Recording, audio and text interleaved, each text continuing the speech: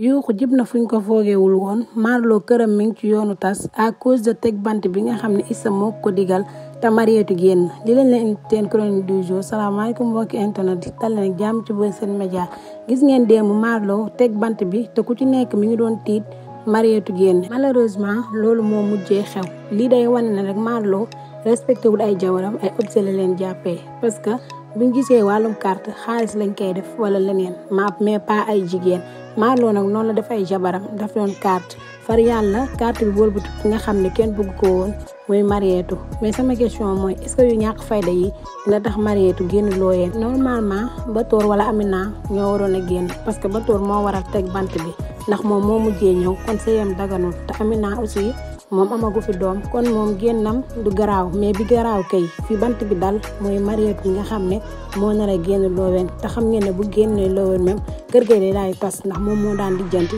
mooy rafetal même maa sax buñ ko tàncee yenn saa yi suruku Marietou moom mooy lijjanti moom mooy rafetal même bii ga noonu la ko xalaate woon waa kër gi ñëpp parce que xam nañ ne carte moom nekkul loo xam ne si ne si ku baax lay dal wala ku ci gën a innocent moom mooy si moom lay metti kon Marietou est-ce que jàpp ngeen ne dina génn kër gi bu fekkente ne dina génn kër gi ngeen def wii bu fekkente ne du génn kër gi ngeen def non parce que Batoor moom bi mu dem ci aadi jubu woon Marietou génn kër gi mais Amina la bëggoon mu génn kër gi parce que xam ne bu demee ci sëñ aadi mu ne ko faseel kenn te bu boobaa jàpp ne Amina lay fase ndax moom lañ valoriser wul parce que ñoom ñëpp ku ci nekk am nga fa doom te Batoor mooy seytaane maar mais Marietou mooy yaayu maar junior mooy bakkanu maar te Alima moo ko jur ba pare aussi